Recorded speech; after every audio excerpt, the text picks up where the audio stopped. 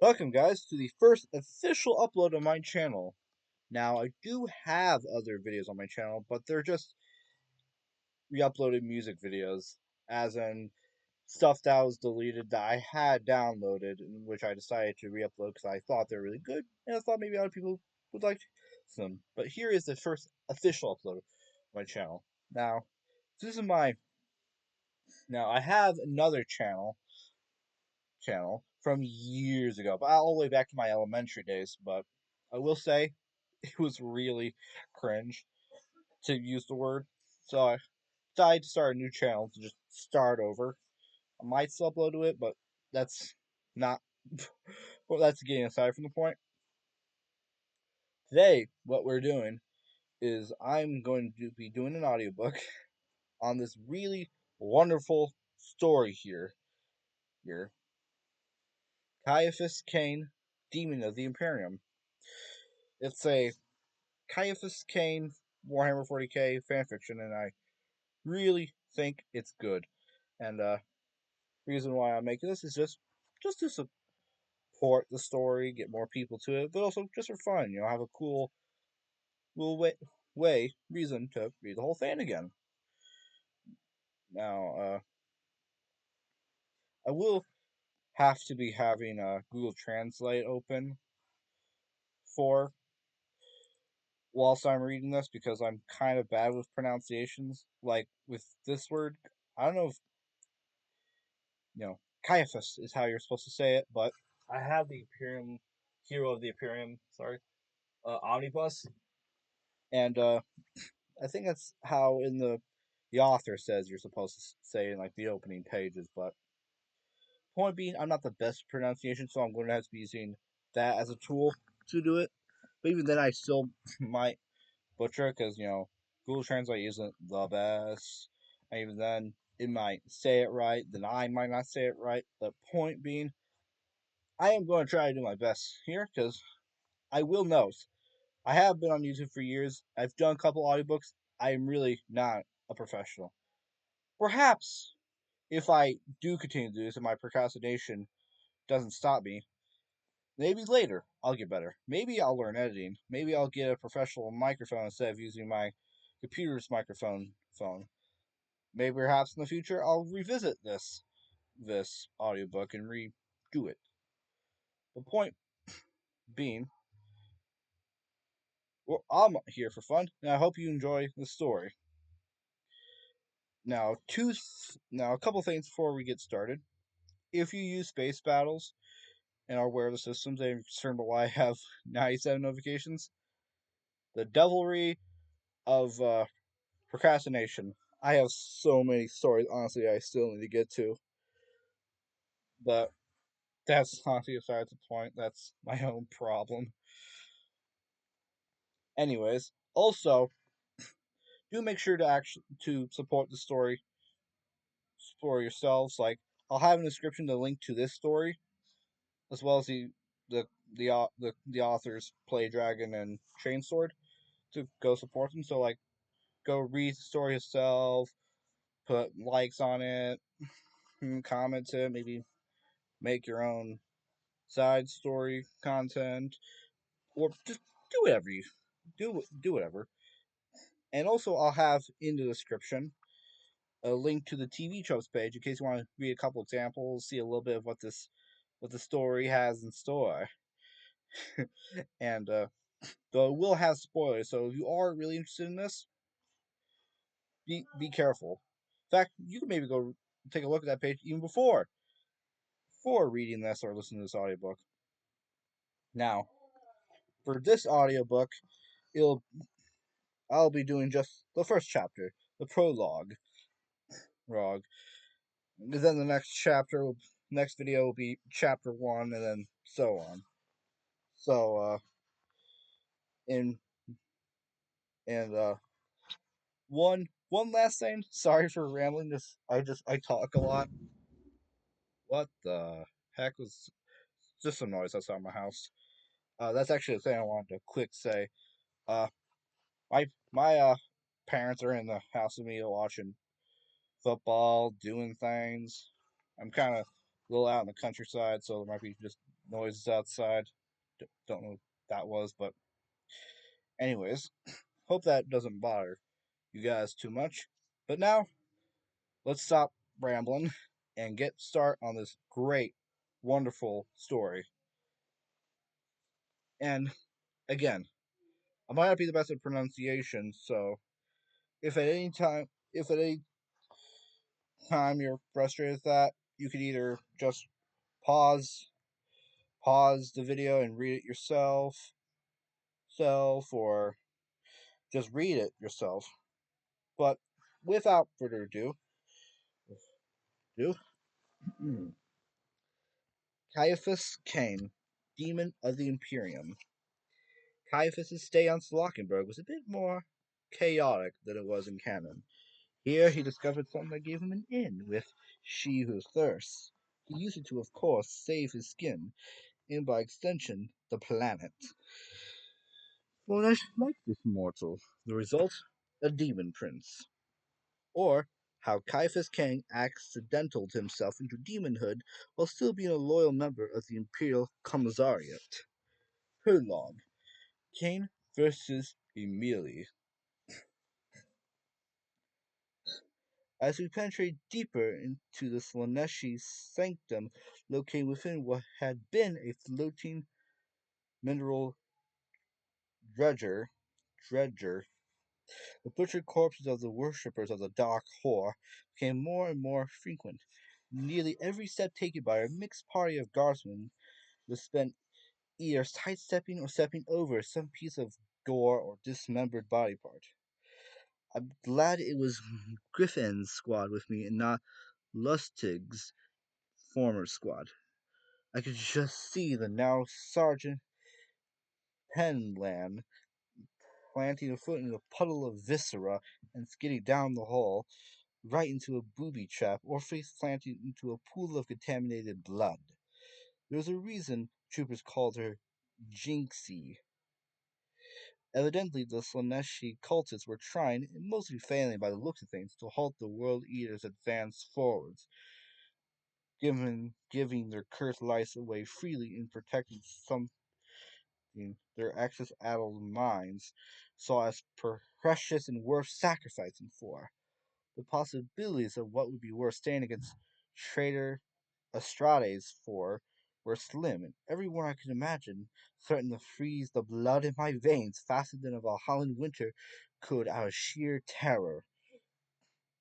I moved closer to the aura of Jurgen's miasma, his unique ability protecting me a bit more over the rampant energy I could feel thrumming through the steel walls we traversed through.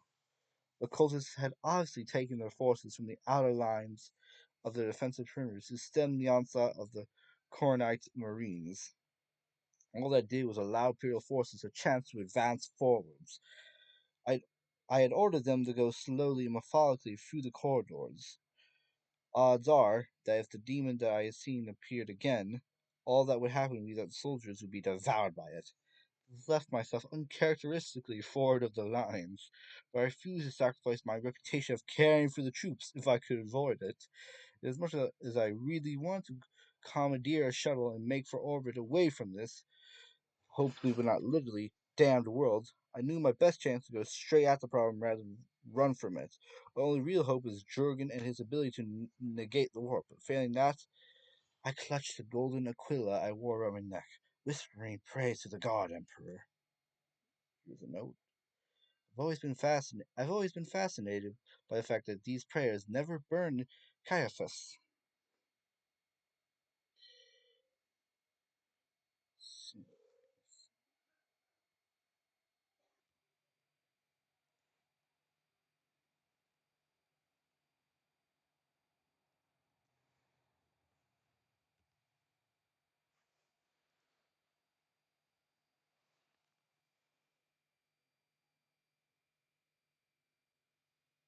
Welcome to this pronunciation video. Today we will be focusing on a new word that you might find challenging or intriguing. So let's dive into today's word.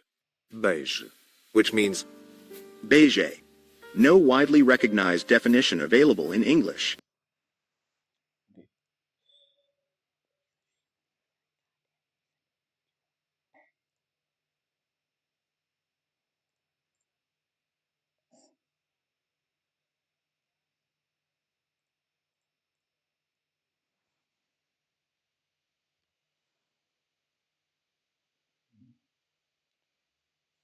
So now you find your faith. That assiduous toad Beige accused in a crooked whisper, still nettily mean, trying to damn me before the eyes of our collected soldiers. I'd be damned further if I knew why he was so focused on trying to prove me a traitor or a coward. Well, it certainly was the latter, not that I let anyone know it.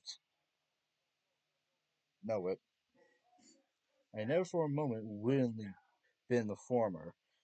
I'd have thought that my new piety would have pleased the little Emperor Monitor, but he'd been glued to my back maliciously ever since we'd encountered each other again for the first time since the Scola. I've always been faithful to the God Emperor. I spat back truthfully, far more truthfully than this petty little man could ever comprehend. And Beige, Beige, for all of his supposed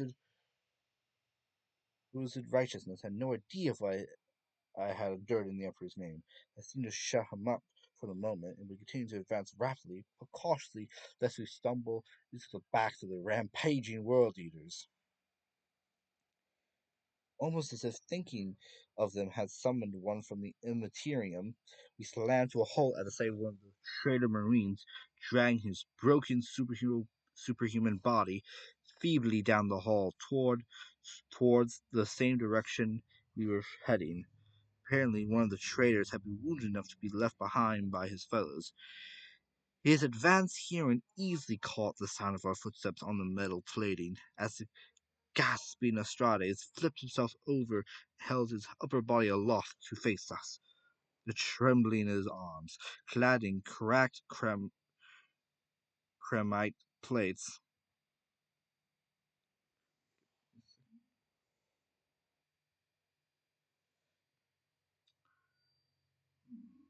The trembling in his arms, clad in cracked ceramite plates, showed just how much effort even the simple task took.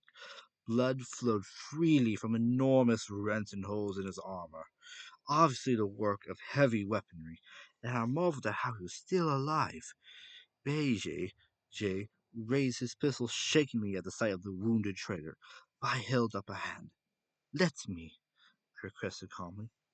My fellow Commissar grumbled, but nodded grudgingly towards the pile of devastated armor and superhuman muscle and sinew.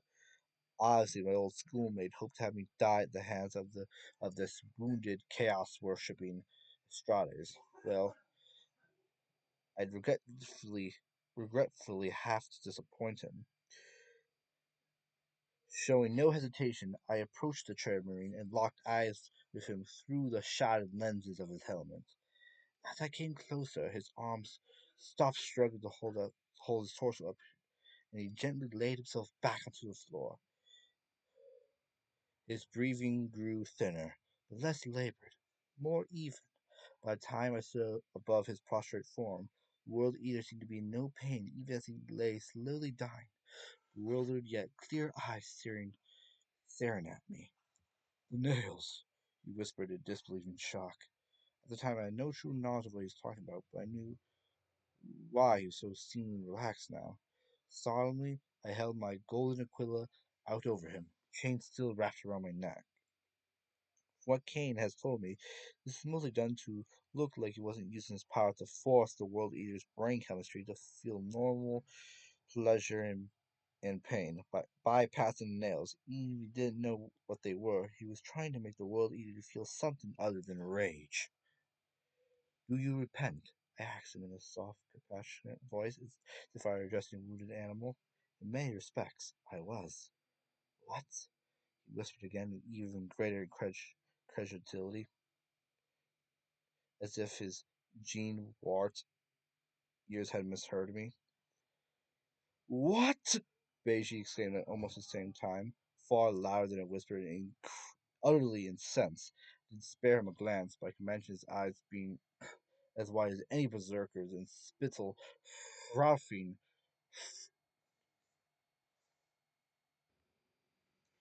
I didn't spare him a glance, but I could imagine his eyes being as wide as any berserker's, and spittle frothing from his lips. "Do you repent of your sins, rejecting the dark powers, and request that the Emperor grant you mercy?" I asked the traitor again, a moment of indecision. Then the marine's arm reached upwards for the Aquila, almost pitifully, in fact.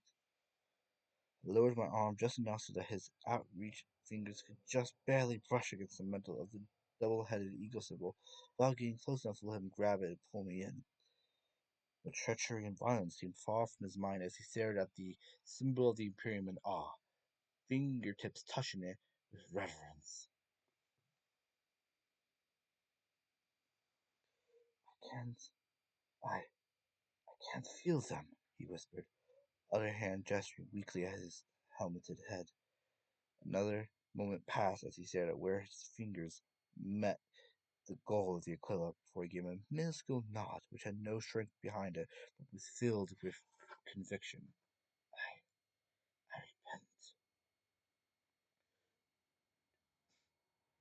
Do you want me to grant you the Emperor's peace? I asked him in the manner the very best priest I had known would, smiling kindly. Honestly, this is taking longer than just killing the injured traitor marine would have, and every second right now was precious. Still, I knew deep within that this was right.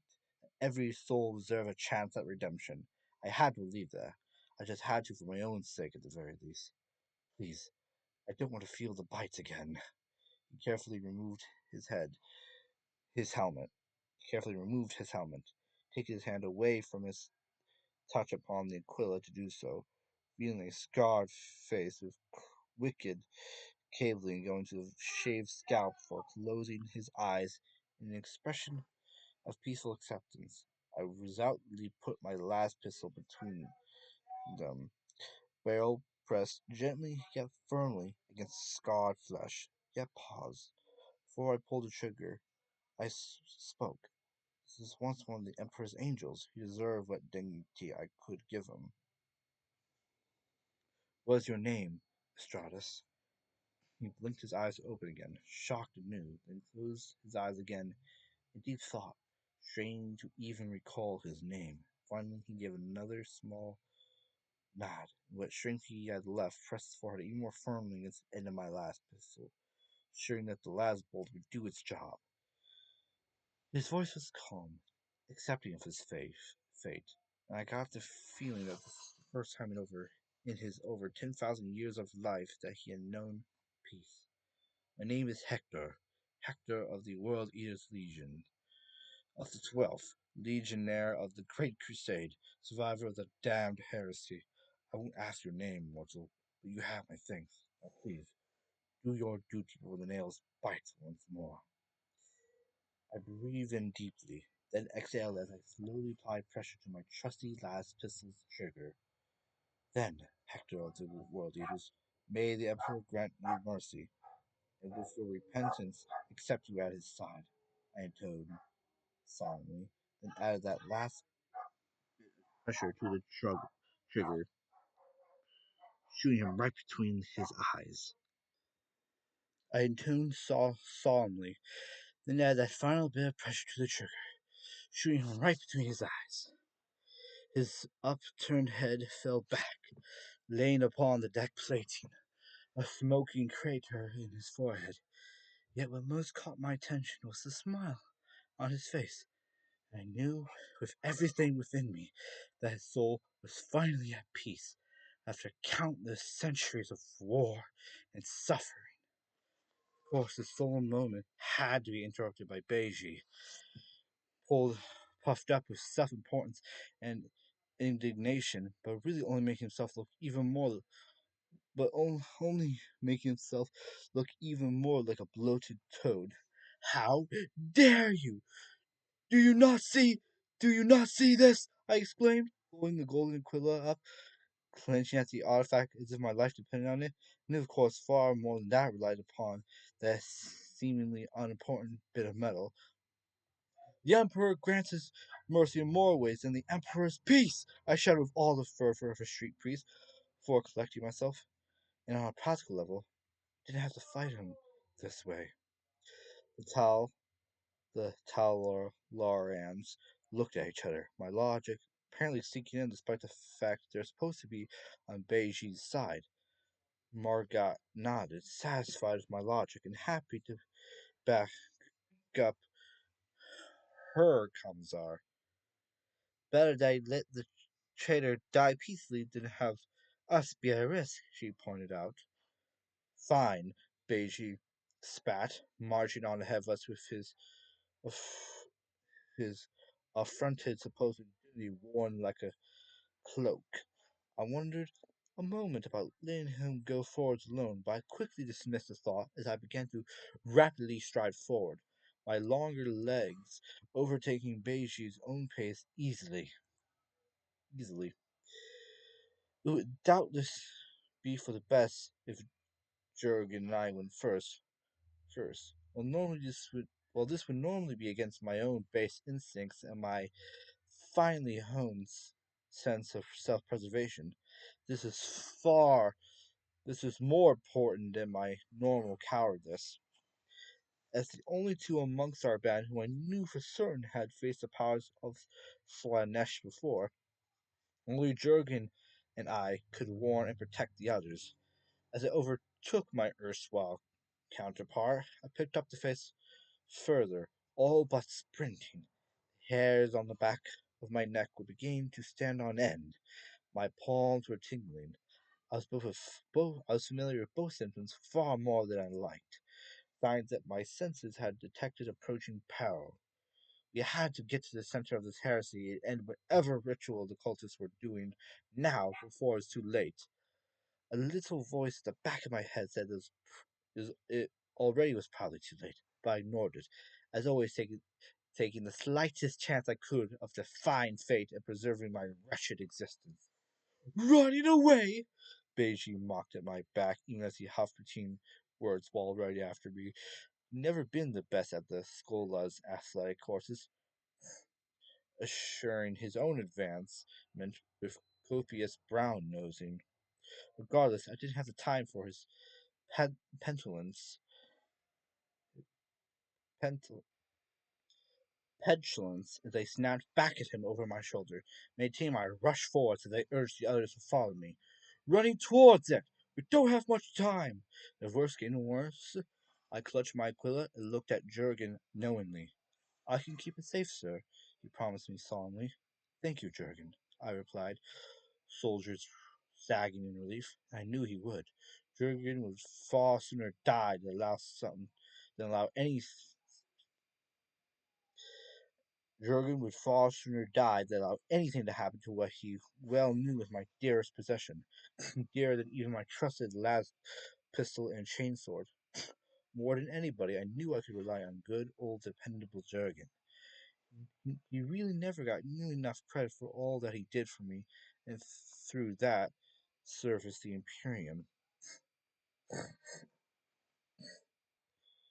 I trusted him more with my safety and well-being than I even trusted myself, and proved wise he showed his concern. Not for himself, of course, but for me, unworthy as I was of such loyalty and devotion. Sir, do you think it would be necessary? He asked hesitantly.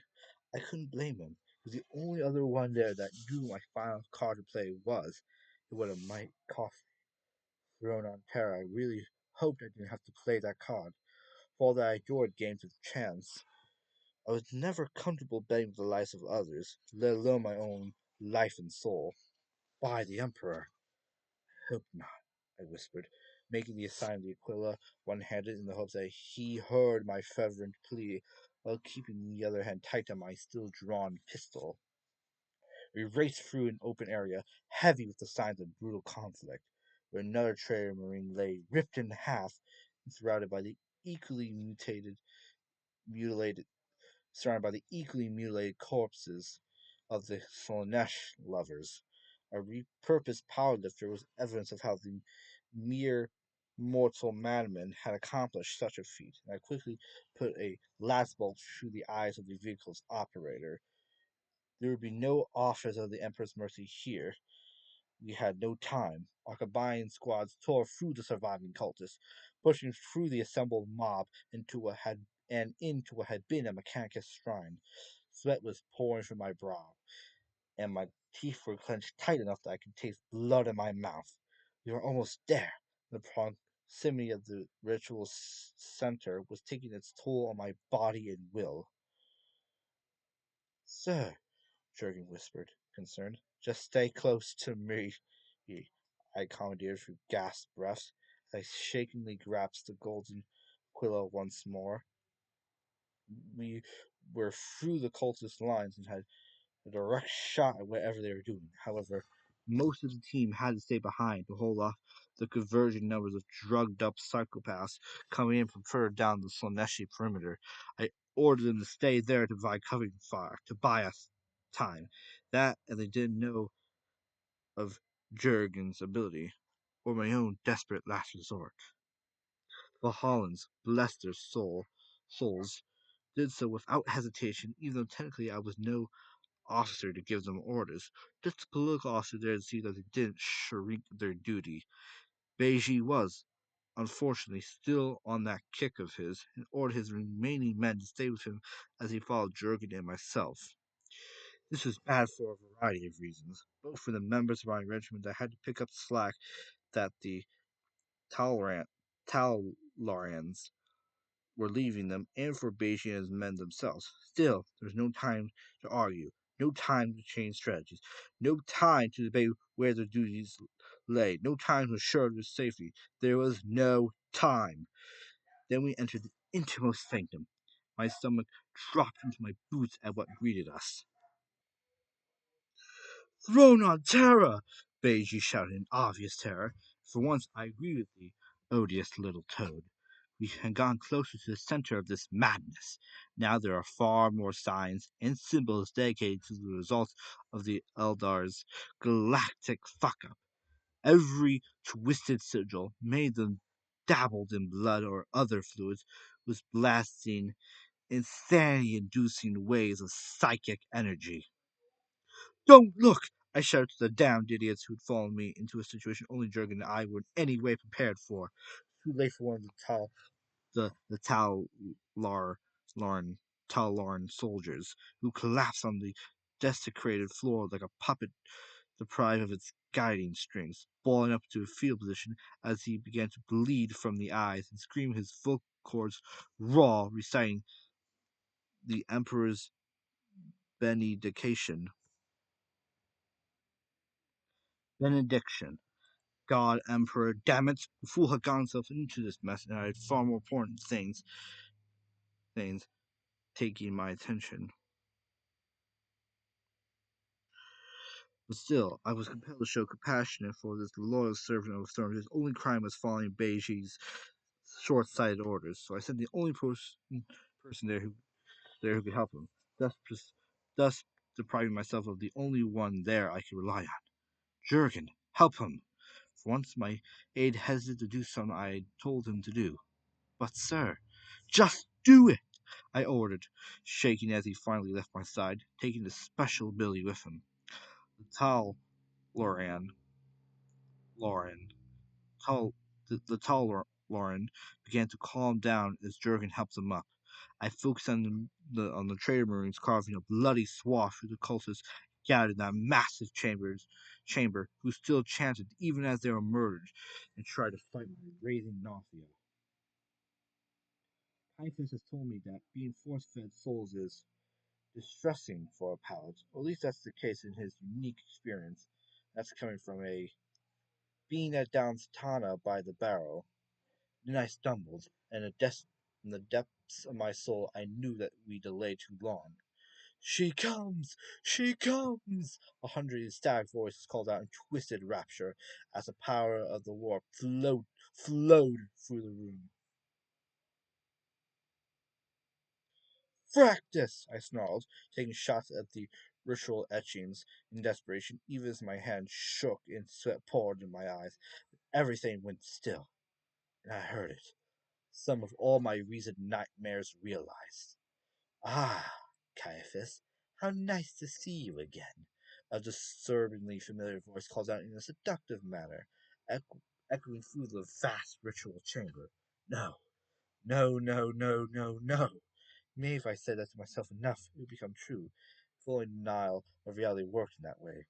This is sorcery most foul, Beiji whimpered. Now that he had lost control of his bladder and instinctive animal fear. Not that I could blame him, as I knew far better than he did just how fracked we were. Worse than that, it's a summoning, I snarled, as several cultists' bodies began to melt like wax from a devotional candle left burning for too long. That same intoxicantly feminine voice laughed. That same intoxicantly feminine laughter filled the air, as a form began to take shape in the hovering mass of flesh. It was beautiful and terrifying. All my desires and fears forming before my eyes. Jurgen, I called to where he was standing with the afflicted trooper. Got it, he said, dragging Stotch. So, Stoke. I believe that's what Beijia called the Toleran. Jurgen was. Jurgen was by. Sorry. Got it, he said, dragging Stoch. I believe that's what Beijia called the Toleran. Jurgen was by, at any rate. With him to the rest of the group. Beiji was away from the squad, out of formation and paralyzed as the ball of melted flesh finally coalesced into a lateef, feminine figure twice the size of even the traitor Strades, which had very, very familiar features. All my nightmares came true at once. A face and scent and voice which had all haunted and tormented me for years. Unconsciously, my fingers tightened around the Aquila as I gave a name to the source of all my fears and hatred. Emeli, I spat, this name leaving my lips with a sort of virulence that would make the plague god weep in envy. The manifested demon princess giggled and held to her mouth like she'd just been told some juicy piece of gossip at a noble's ball. I told you I'd return, you ravishing, foolish man, she drawled out enticingly, pacing around the remaining worshippers, devouring their souls with light and brief caresses. I watched intently, shivering even harder, the Aquila biting into my palm as I clutched at it being the only thing centering me. It was all I could do to keep focus as I sweated and shook like a ganger junkie, forced clean, and then being presented with a veritable buffet of narcotics. The energies of the warp, intangible to even those not cursed to be a psyker. I could only imagine what the navigators in orbit thought of the sight down here on the planet, as I had no doubt the powers involved reached even beyond the atmosphere. This was to get me here, wasn't it? I asked, trying to keep my voice steady and concealing the excess of gibbling rage, and bull clenching terror I was feeling right now. Nightmares. Rituals. N- nightmares. Nightmares, Beijing murmured, mindless fear overwritten for a moment by renewed suspicion as his eyes snapped back to me. Glad to see he still had his priorities straight. You immediately ignored him, focused entirely on me as she beamed her charmingly seductive smile, as if as if I'd solve as if I'd solve a clever riddle. Her hand stretched out as if she wished to embrace me, while she cooed like a delighted spouse given a gift. Oh, indeed, I wanted you to be here, Caiaphas, to show you what I've become, what you threw away. Well, there's only one way to respond to that statement. I had the option of saving a planet or personal power. I chose the planet, I declared, while I glared at her with the sort of venom you only heard about in stories of fauna natives to Kachin, the Katachan. And choosing the other option would have damned me. Oh no, Caiaphas. It would have freed you, she said, child chiddenly. Chidingly as she came to be before me, staring down at me with amusement. And oh dear, that was affection. Reactions did not go unnoticed. Thanks to my service, when the prince took my soul, he rewarded me. So in a way, I have all this thanks to you. Great, a deluded demon princess that was obviously obsessed with me. Someone somewhere was surely getting a huge laugh out of the thought that my life continued to be. If only, if only it were the biggest. Someone somewhere was surely getting a huge laugh out of the thought that my life continued to be. If only it were the biggest joke the universe enjoyed at my expense. Heretic! Heretic! Beatty whispered, fingers twitching over his last pistol. All the dunder-headed things. He was still focusing me when there's a little demon right there! Emeli wasn't the only one obsessed, it seemed. A friend of yours? Emeli asked, barely acknowledging my unwelcome hanger-on. Honestly, no, I replied, hoping that since the the, the Tallarans were now a little less paralyzed, they wouldn't begin to wonder why I had been infected as they had been by Emeli's presence.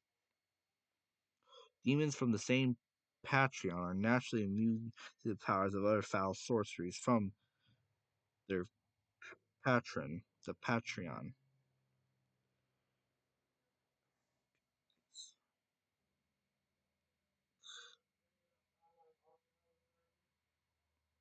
Demons from the same patron are naturally immune to the powers of other foul sorceries from their patron. As much as I'd like, as much as I'd like him out of my hair, damnation isn't something I think he deserves. Immediately let out another coquettish giggle as she glided over to the tower above Beijing, looking him over as one might examine a cheap bauble. You're right. A drabble, dreary idiot of a man. Your emperor can have him. He'll probably throw him to the plague on anyways. Turned around, careful not to touch him.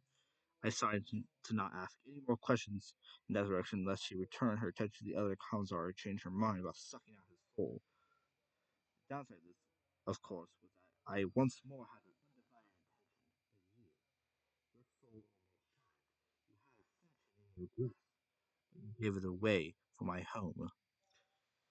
I didn't know that souls soon held the one soul your boss wanted the most. I replied evenly, trying to present myself as being reasonably logical about all this. In other words, for a Slaneshi demon, boring. Only that she wanted it. The parlay was effective. Too effective in some ways, if you ask me. Sadly, nobody had ever had. Sadly, nobody ever had, as far as my destiny went.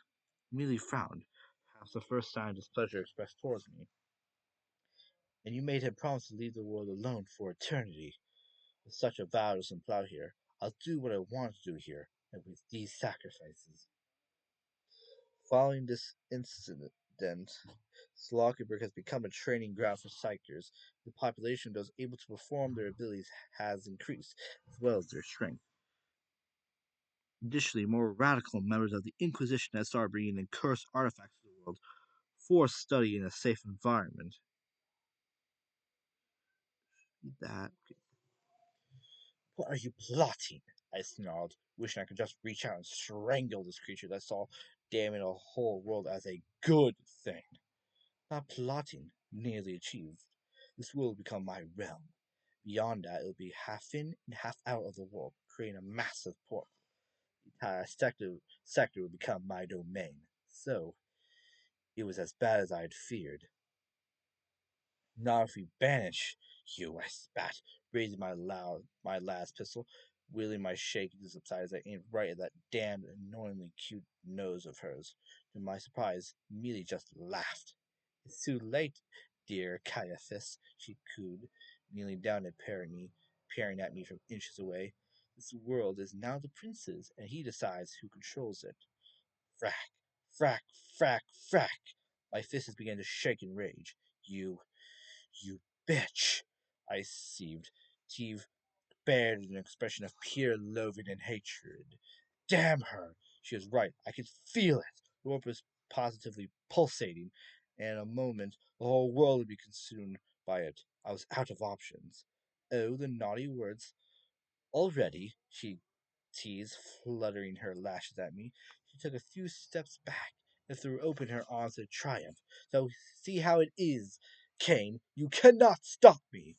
You're wrong, I growled out, holding Aquila in both my hands now, gripping so hard that if it weren't so sturdy, my fingertips would be imprinted in it. I can stop this.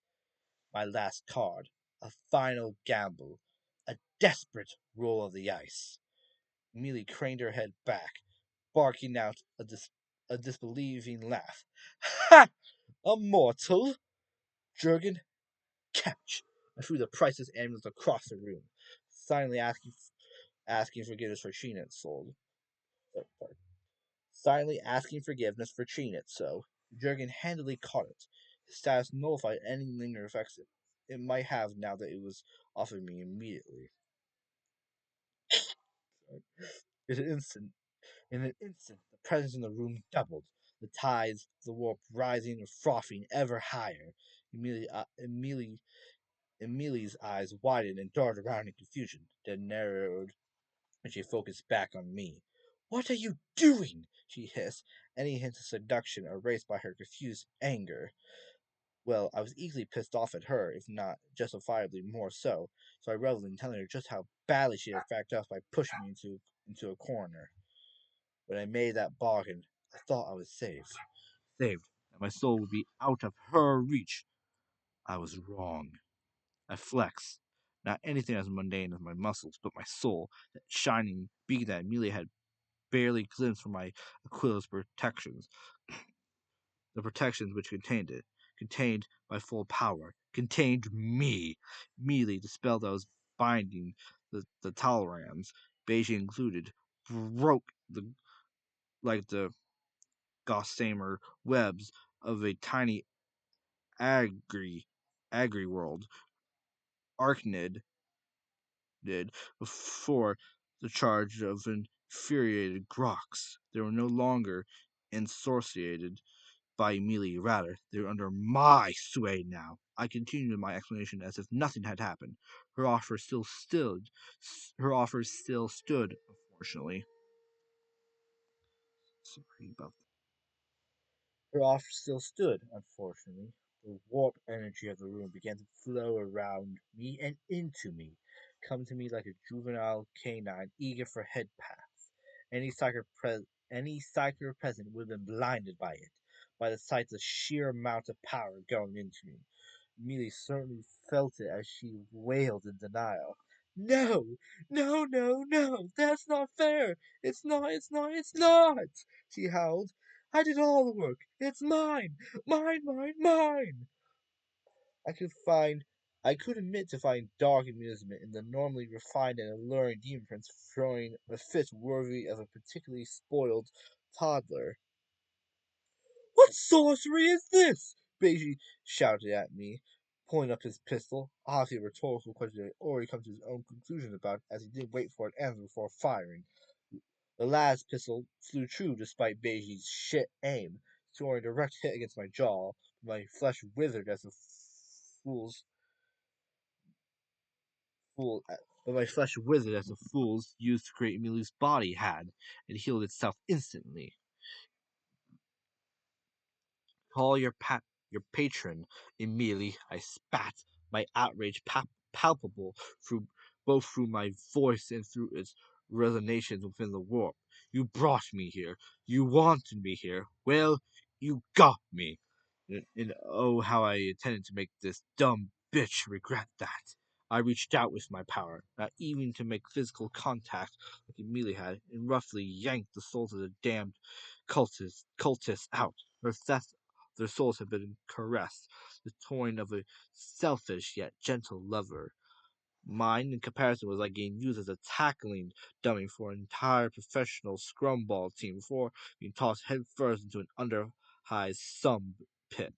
Sump pit.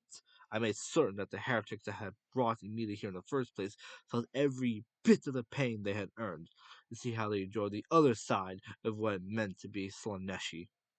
But but you threw it away, Emeli whimpered, moving back in genuine fear. Now she was a corn animal, still a predator to be sure, but realizing that she had poked a far larger one awake.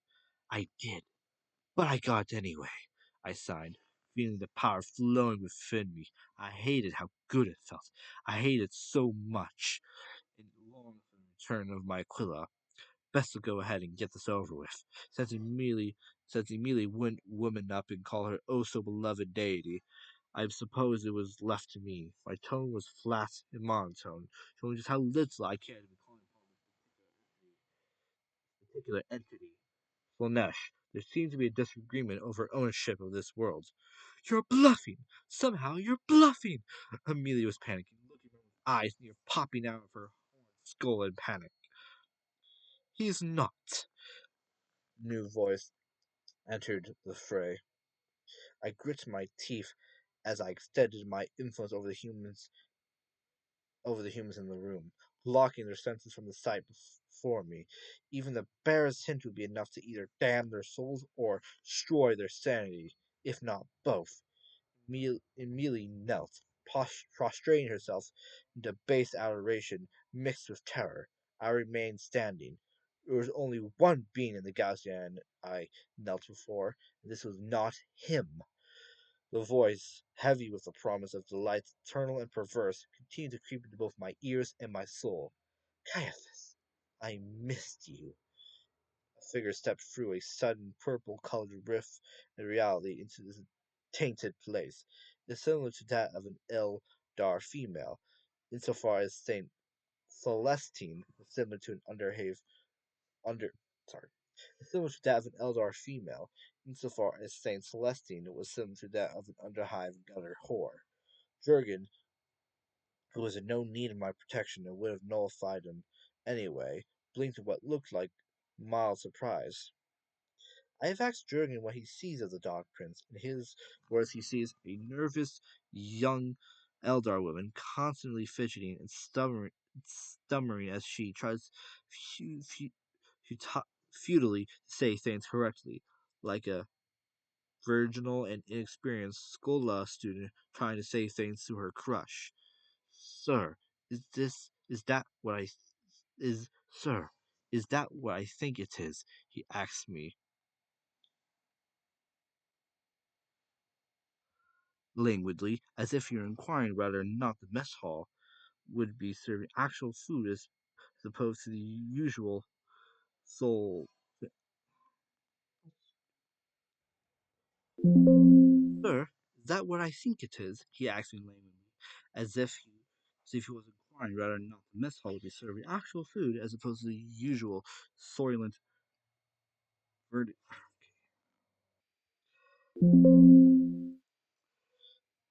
Sir, is that what I think it is? He asked me languidly, usual soylent viridians. Yes, Jurgen, I replied, resigned to this. What? What? Who's that? Who's talking? Beiji screamed helplessly, firing more rounds uselessly into me. I ignored them entirely. Honestly, the crimson bolts of energy didn't even tickle. A bit rude, isn't he? Inconsiderate, too, Slanesh mused as she watched Beiji making a valiant effort to unload the entire power pack of his last pistol into me, and mentally conceded that the fourth Chaos God had a point, though she was forgetting stupid and any ability of pattern recognition. Eyes down her, immediately began to beg for her so-called all Dark Princess intervention on her behalf. My prince, I implore. A single raised finger was her response, causing her words to cut off as though someone had ripped out her vocal cords. Shush, Slanesh told me with complete disinterest, all their senses still clamouring. What's the disagreement?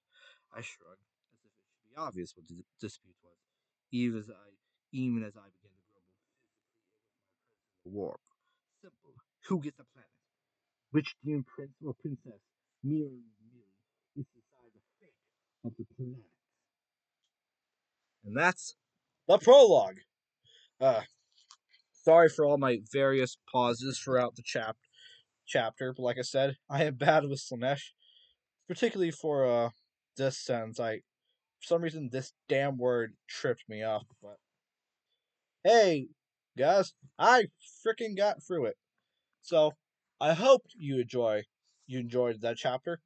Again, the story will be linked into the description along with the two authors and the TV show page if you're so inclined to want to see it will be all in the description. So I really hope you enjoyed that, despite my inexperience with this, and that you'll enjoy this series going forward. So leave a like, subscribe, comment, all that usual stuff. And hope you enjoy the next video. But yeah. Anyways, uh I'm bad at ending, I'm sorry. But yeah. Hope you enjoyed this first installment, and the next one, chapter 1, will be out either along with this or maybe tomorrow. I don't know. I'll have to see. This was longer than I expected, because that's another thing I have to say. I'm not a really fast reader. Honestly, all the previous times I've done audiobooks, they weren't really audiobooks so much as audiobooks mixed with rambling. Like I read them and then I read and talked. I consider quite a decent achievement for myself to have read the whole thing without barely saying anything else other than the words. But again, sorry for all my rambling. Sorry, I'm kind of a bit of a chatterbox, and also if it wasn't immediately clear, none of this is scripted. I am just really winging it, taking a full Cain attitude, I guess, making a plan as I go. But anyways, see you in the next video.